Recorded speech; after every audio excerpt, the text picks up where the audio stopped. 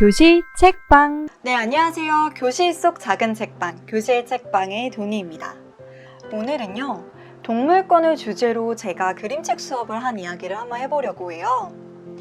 동물권 수업을 준비하면서 제가 선정한 그림책은 바로 이 책입니다. 할 수밖에 없는 말. 책의 검은색 제목만 읽으면요, 할 수 없는 말이에요. 그런데 회색 부분까지 같이 읽으면 할 수밖에 없는 말이 됩니다. 이 책은요, 가리려고 해도 가릴 수 없는, 숨기려고 해도 숨길 수 없는, 그래서 결국 말할 수밖에 없는 불편한 진실을 이야기하고 있습니다. 인간이 동물을 어떤 방식으로 이용하고 착취하는지에 대한 내용을 다루고 있어요. 우리 아이들과 따뜻하고 밝은 그림책 나누는 거 좋아하잖아요. 저 역시 그렇습니다. 같이 웃고 떠들고 힐링받을 수 있는 그림책들을 보통 선호하는데요. 그런데 언제까지 이 불편한 진실을 외면할 수가 없었습니다. 아이들도 언젠가 알게 될 테니까요. 그래서 저는 이 책을 통해 아이들과 동물들의 목소리를 들어보기로 했습니다. 이 책의 독특한 점은 책장을 열면 전시관에 들어선 것 같은 기분이 듭니다.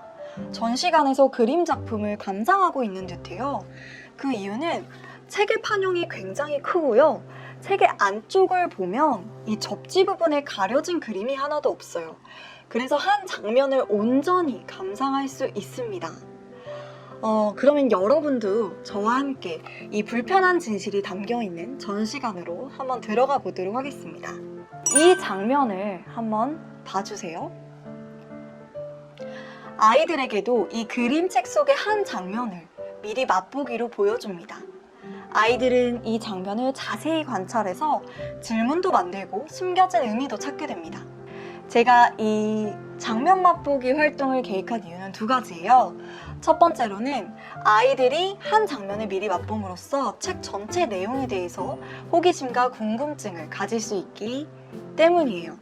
두 번째로는 아이들이 이 장면을 가지고 여러 이야기를 나누는 걸 제가 관찰함으로써 아이들이 사전에 동물권에 대해서 어떻게 생각하고 있는지, 그리고 동물이 침해받는 사례에 대해서 얼마나 잘 알고 있는지 제가 그 사전 지식들을 조금 파악할 수 있는 시간이 될 것 같았어요. 그래서 아이들이 이 장면을 보고 어떤 질문을 던졌는지, 또 어떤 숨겨진 의미를 찾았는지 한번 봐보겠습니다. 네, 한 친구는 이런 질문을 했네요. 왜 돼지에게 상처가 있나요? 왜 돼지랑 다른 동물들은 눈물을 흘리고 있나요? 사람들은 동물 위해서 뭘 하는 건가요? 왜 동물들을 크게 그린 건가요? 왜 동물들의 크기가 이 비정상적으로 큰지에 대해서 아이들이 질문을 많이 이렇게 했거든요. 그래서 이제 저희끼리 이야기해본 결과 저희는 이런 결론을 냈습니다. 이 거대한 돼지는 실제 돼지의 크기가 아니라 인간들에게 잡아먹힌 돼지들의 합이다 라는 답변을 냈어요. 그래서 이렇게 서로 질문에 대해서 문답하면서 이 시간을 보냈고요. 또 아이는 이런 의미를 찾았네요. 돼지가 눈물을 흘린 것으로 보아 사람들에게 나쁜 짓을 당한 것 같다. 돼지에게 상처가 나 있는 걸로 보아 사람들이 나쁜 짓을 한 것 같다. 또 다른 친구의 한번 답변도 봐볼게요. 물 위에 떠있는 동물들은 왜 울고 있을까? 동물들 위에 있는 사람들이 하는 것은 울고 있는 동물과 연관이 있을까? 숨겨진 의미는 이렇게 찾아냈어요. 동물들은 사람들에게 학대받아 상처받거나 죽지만 결국은 인간을 위해 일하고 인간을 떠받쳐야 하는 동물들의 슬픔을 나타낸 것 같다. 이 동물들 위해 사람들이 올라가 있잖아요. 그 모습을 이 친구는 인간을 떠받치고 있는 것 같다 라고 해석을 한 거죠. 네, 이런 식으로 이 그림 조각을 우리 나름대로 해석을 해본 후에 이제 본격적으로 그림책 읽기에 들어갔습니다. 출판사에서 이 온라인 서점에 제공한 이미지만 여러분들에게 보여드리도록 하겠습니다. 할 수밖에 없는 말, 로저 올머스. 스테이크를 먹으렴 몸에 좋은 거야. 우유를 마시면 튼튼하고 건강해질 거야. 엄마 저거 봐요. 돌고래가 뛰어올랐어요. 자, 이번에는 서커스 코끼리를 보러 가자. 세상에, 정말 멋진 모피코트군요. 부드럽고 따뜻해요. 네, 이 눈앞에 있는 좁은 시야에 지금 스테이크가 올라가 있죠. 우리는 늘 눈앞에 있는 것들만 봅니다. 무대 위의 코끼리, 아쿠아리움 안의 돌고래. 하지만 이 시야가 다음 장면에서 조금 확장됩니다. 우리는 매일 이런 말을 듣고 자란다. 할머니가 하시던 말씀을, 텔레비전에서 소비를 부추기는 온갖 상품들을, 거리의 광고들을 마음에 담아둔다. 스스로가 묻게 될 때까지, 이 모든 것들의 결과를 알게 될 때까지, 그리고 할 말을 잃은 자신과 마주할 때까지. 아까에 비해서 지금 시야가 조금 더 확장됐죠. 그리고 앞만 보고 있는 사람의 뒤쪽으로 익숙한 누군가의 뒤태가 보입니다. 그리고 다음 장면에서는 시야가 더 확장됩니다. 네, 아까 봤던 그림이죠. 이 장면에서 가장 오래 머무르면서 아이들과 이야기를 많이 했던 것 같아요. 돼지, 소, 사슴, 그리고 토끼, 이들이 울고 있는 이유까지 많이 이야기를 했던 것 같아요. 다음 장면 볼게요. 네, 다음 장면에서는요, 소녀와 형체를 모를 무언가가 대면을 하고 있습니다. 하지만 아주 좁은 시야의 장면이에요. 그리고 그 다음 장면에는 이제 넓은 시야의 장면이 나오겠죠. 네, 이처럼요, 이 책은 시야의 확장, 시야가 좁았다가 넓어졌다가 이 시야의 확장에 초점을 두고 읽으면 좋을 그림책입니다. 이 책을 아이들과 나누다 보면요, 전시동물, 가족산업동물, 오락산업동물, 농장동물, 실험동물, 그리고 반려동물에 대해서 이야기를 나눌 수 있어요. 그래서 그 다양한 동물들의 목소리를 듣고 그 동물들의 입장에서 생각을 해본 뒤에 이제 읽기 후 활동으로 들어갑니다. 네, 읽기 후 활동은요, 동물들의 시국선언 활동인데요. 어디에서 아이디어를 얻었냐면 바로 동물들의 시국선언 퍼포먼스에서였어요.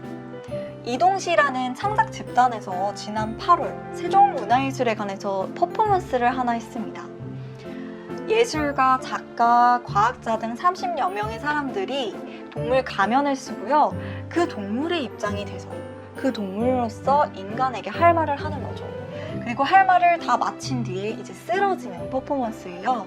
근데 그때 당시 그들이 들고 있던 그 시국 선언문에는요, 뒤쪽에 보면 절반은 사람 얼굴, 또 절반은 동물의 얼굴이 그려져 있습니다.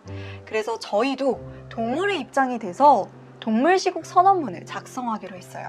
이렇게요. 아이들이 절반은 자신의 얼굴을, 절반은 동물의 얼굴을 그리고 있습니다. 그리고 이렇게 앞장은 이렇게 생겼어요. 이 친구는 토끼가 되었네요. 토끼의 입장에서 인간들에게 이렇게 이야기를 하는 거죠. 나는 오늘 토끼로서 말합니다. 나는 눈물을 흘리지 못합니다. 내 속눈썹에 마스카라를 수십 번 덮을 때도, 따가운 안약을 눈에 떨어뜨릴 때도 나는 눈물을 흘리지 못합니다. 내 마음속 흐르는 눈물이 보이지 않으십니까? 이 친구는 실험동물인 토끼의 입장이 돼서 시국 선언문을 낭독을 했습니다. 또 다른 친구는요, 네, 소의 입장에서 이야기를 합니다. 나는 오늘 도살장에 끌려가는 소가 되어 말합니다. 저는 곧 도살장에 끌려가 죽겠죠. 저의 소원은 오로지 풀밭을 자유롭게 다니며 풀을 뜯는 것이었습니다. 그러나 제 자식에게 줘야 할 우유는 인간들이 마시고 조금 자라면 저희를 먹어버립니다. 저희는 왜 항상 인간만을 위해서 살아야 하며 왜 저희 나름대로 살지 않고 구속돼야 하나요? 아이들은 진짜 이 동물이 되어서 외칩니다. 또 다른 친구는요, 사슴이 되어서 말합니다. 나 누구누구는 사슴으로서 말합니다. 저는 사람들에게 사냥을 당합니다. 소문으로는 제 뿔이 인간의 건강에 좋아서 약으로 만들어진답니다. 그런데 저희도 하나의 생명인데 마음대로 죽이고 뿔도 가져다 쓰고 제대로 묻어주지도 않습니다. 만약 우리가 사람을 이렇게 죽이고 대한다면 그것도 괜찮나요? 네, 친구들은 이렇게 각각 자기가 선택한 동물이 되어서 이야기를 했습니다. 그래서 오늘은요, 할 수밖에 없는 말이라는 그림책을 가지고 동물권 수업을 했습니다. 읽기 전 활동으로 그림책 장면을 미리 맛보기를 해서 호기심을 증폭시켰고요. 그리고 이 그림책 한 장면 한 장면 오래 머물면서 동물들의 목소리를 들었습니다. 그리고 마지막으로는 창작 집단 이동식 퍼포먼스에 영감을 받아서 저희도 동물 시국 선언을 했습니다. 지금 이 코로나19 이 시기가 동물권 수업하기에 시기적절하지 않을까 싶어요. 마지막으로 여러분들에게 이 책의 앞장에 제인 구달이 쓴 문장을 읽어드리고 마무리하도록 하겠습니다. 우리는 사랑과 증오, 기쁨과 슬픔, 공포와 절망을 느끼는 유일한 존재가 아닙니다. 고통과 아픔을 경험하는 유일한 동물이 아닌 것도 분명합니다. 할 수밖에 없는 말은 마음을 사로잡는 이미지를 통해 이 지구를 공유하는 경이로운 생명체들을 존중할 의무가 우리에게 있음을 상기시킵니다. 여러분들도 꼭 이 책 아이들과 나눠서 동물들의 이야기를 들어보셨으면 좋겠습니다. 네, 오늘의 교실 책방은 여기까지고요. 다음번에도 더 알차고 유익한 어린이 책 가지고 찾아뵙도록 하겠습니다. 여러분 감사합니다. 교실 책방